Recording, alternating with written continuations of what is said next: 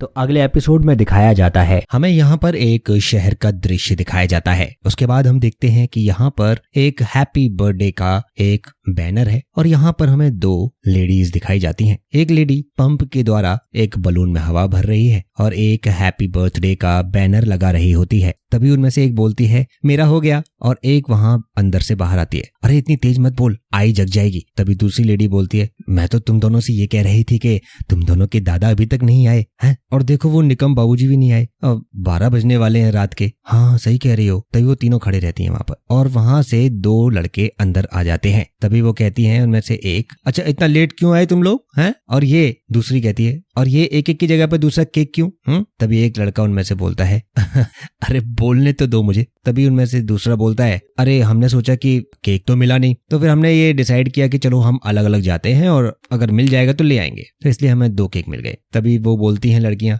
चलो ठीक है, अच्छा किया। और वो कहता है अरे अब क्या करें, हम दोनों को अलग अलग 2-2 केक मिल गए। तभी वो कहती है हाँ ठीक है ना, तो कोई बात नहीं, और सब एंजॉय करने लग जाते हैं। तभी उनमें से एक वेस्टर्न ड्रेस में पहनी हुई लड़की बोलती है अगर आप लोगों की बड़बड़ हो गई हो तो चले, 12 बजने में सिर्फ 2 मिनट कम है, चलो चलो चलो चलो जल्दी चलो। वो दोनों वहां पर केक को खोलते हैं और उसके बाद उसको टेबल पर रख देते हैं। दोनों केक टेबल पर खुले हुए रखे हैं। तभी उनमें से एक बोलती है अरे वाह क्या बात है, आई के बर्थडे पर 2-2 केक। तीनों मिलकर बातें कर रहे हैं, हाँ सही कह रही हो, हाँ बिल्कुल सही कहा, अरे बहुत अच्छे लग रहे हैं दोनों केक, हाँ चलो चलो आई के कमरे में तो चलना है ना, चलो चलो जल्दी चलो। और वो सब लोग मिलकर आई के कमरे में जा रहे होते हैं और शांति से चलना सब लोग। वो सब लोग यहाँ पर केक रखकर चले जाते हैं। अगले ही पल हम देखते हैं कि वो उसकी आई वहां पर शायद सो रही होती है और ये तीनों लड़कियां दबे पांव आती हैं, साथ में पीछे पीछे वो दोनों लड़के भी आ जाते हैं। और उसके बाद वो एक करती है 1 2 2 3 और सब लोग गाना गाने लग जाते हैं, बार बार दिन ये आए, बार बार दिन ये आए, तुम जियो हजारों साल, साल के दिन हो 50,000, हैप्पी बर्थडे टू यू,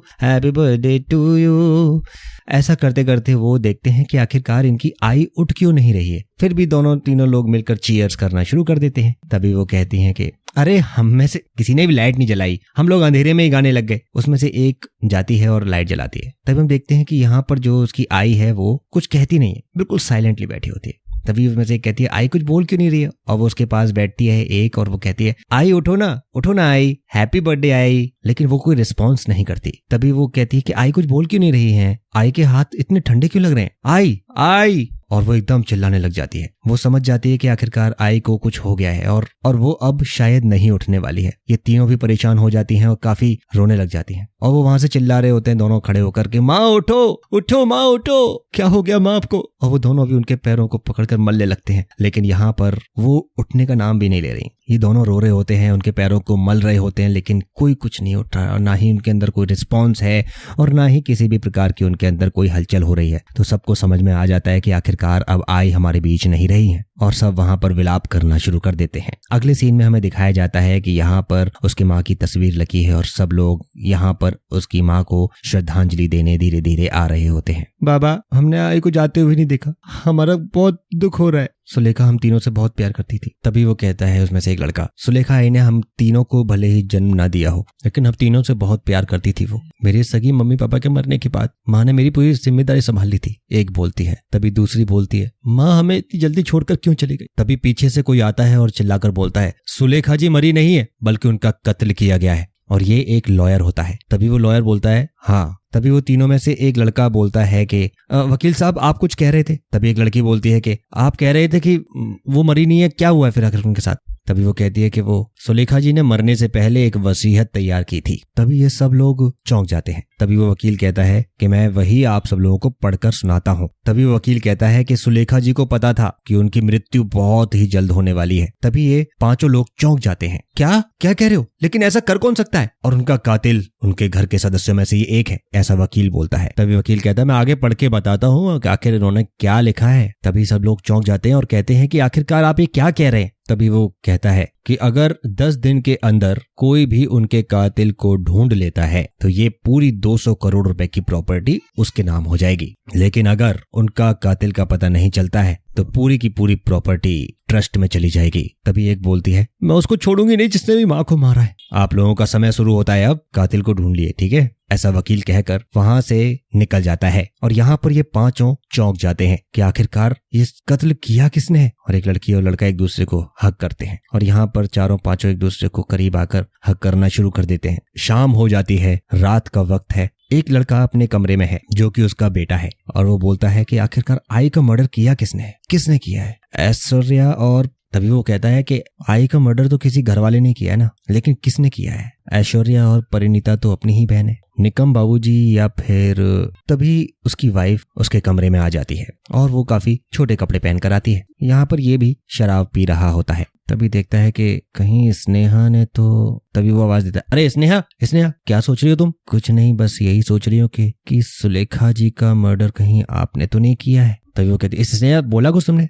नहीं एक्चुअली मैं थोड़ा सा थक गई हूँ इसलिए। नहीं इसने नहीं किया। अगर आई का मर्डर इसने किया होता तो नहीं ये नहीं कर सकती। ऐसे पूछूं क्या। नहीं पूछ भी तो नहीं सकता। बेकसूर हुई तो खामखा बात बढ़ जाएगी और हमारे बीच की दरारें बढ़ जाएंगी। तभी ये कहती है कि क्यों ना मैं इसके साथ प्यार करूं और ये मुझे प्यार करते वक्त बता दे कि आखिरकार सुलेखा जी का मर्डर किसने किया है और उस वक्त ये सब कुछ सच भी बता सकता है। तभी वो कहता है कि अरे क्या सोच रही हो स्नेहा। वो कहता है कुछ नहीं। और वो उठती है सोफे से और उसके पास जाकर बगल में बैठ जाती है। तभी वो कहती है आप टेंशन मत लीजिए, सब ठीक हो जाएगा। और वो उसका हाथ पकड़ती अपने हाथों में लेती है और वो कहती है कि आप रिलैक्स हो जाइए, मैं हूं ना आपके साथ। और उसको अपने हाथों से ही वो वाइन पिला रही होती है। तभी वो बोलता है बीच में, लेकिन आई को किसने मारा होगा। तभी वो कहती है अब ये टेंशन छोड़ो ना, जो भी होगा पता लग जाएगा, अभी फिलहाल तुम इसको पियो, ठीक है ना। और ये दोनों यहाँ पर धीरे धीरे करके एक एक घूंट पी रहे होते हैं, एक ही गिलास से एक एक करके। तभी स्नेहा पूरा गिलास पी जाती है और यहाँ हम देखते हैं कि दोनों नशे की हालत में एक दूसरे से प्यार करना शुरू कर देते हैं और इनका बीच का रोमांस शुरू हो जाता है।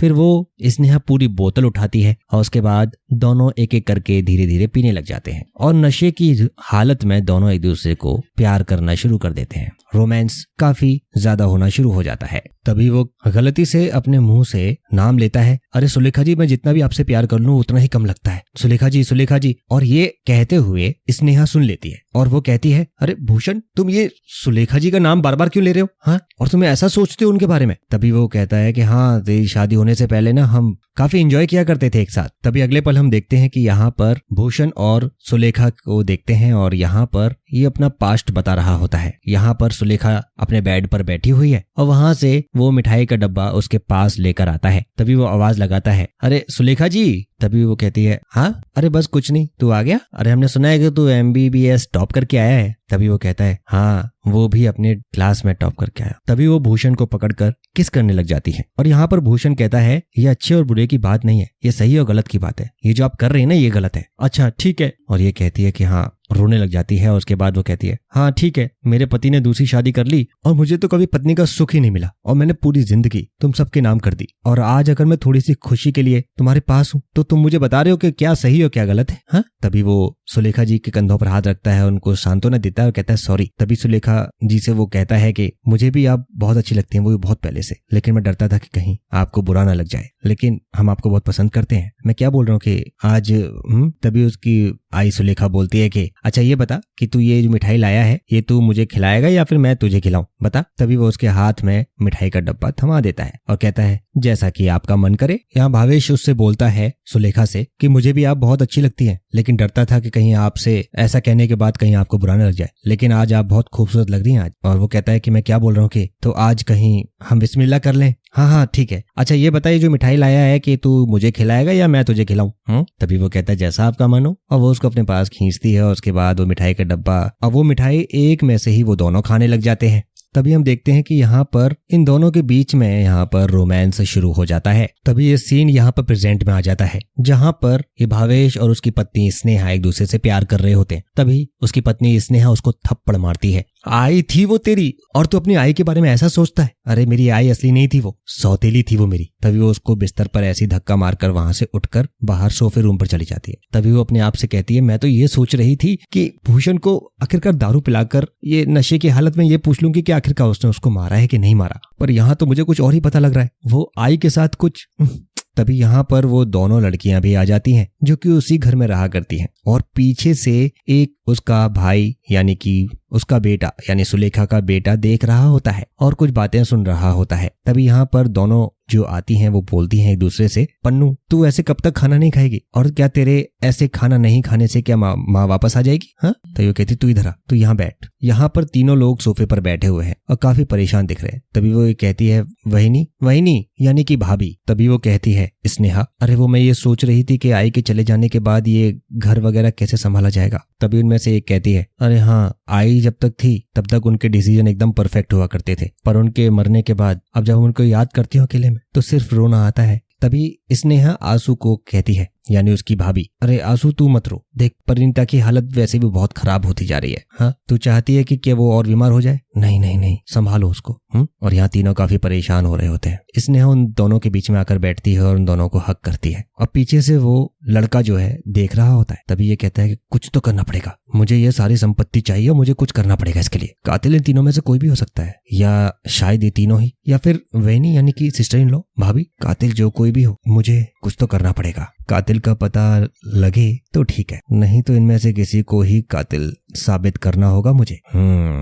वही लड़का अपने बिस्तर पर बैठा हुआ है और यहाँ पर उसकी वाइफ उसके पास आ जाती है, यानी कि आंसू, और वो आंसू को हक करता है। तभी आंसू कहती है, ठीक है Nikam, I am all right, चलो अच्छा है। तभी वो कहता है, तुम्हें क्या लगता है कि इस घर के किस सदस्य ने सुलेखा आई की जान ली होगी? तभी वो कहती है, सच कहूं मुझे ना वो वकील की ना कुछ बात सही नहीं लगती है, मुझे ऐसा लगता है कि उसमें ना वकील की कुछ चाल है, वो हम लोगों को आपस में लड़ाकर सारी प्रॉपर्टी अपने नाम कर लेगा। तभी उसको ऐसा महसूस होता है कि उसके बदन में कुछ गया है, उसको कोई ऐसा कीड़ा उसको काट रहा है जो कि उसके बदन में मौजूद है। और वो कहती है, आई कुछ तो गया, कुछ तो गया। तभी वो कहता है, हाँ रुको रुको, ज्यादा हिलना नहीं तो वो काट लेगा। और वो उसको चेक करता है कि आखिरकार कहाँ पर काटा है और वो उसको इधर उधर टच करने लगता है। तभी वो कहता है कि अच्छा, तो कोई कीड़ा नहीं है, ये कीड़ा तुम हो। तभी वो कहता है, हाँ बिल्कुल सही कहा, और वो उसको देखकर काफी कुछ करने की इच्छा जाहिर करता है। तो इसी के साथ में ये एपिसोड यहाँ पर खत्म होता है। अगले एपिसोड में जल्द मिलेंगे, तब तक के लिए नमस्कार, धन्यवाद।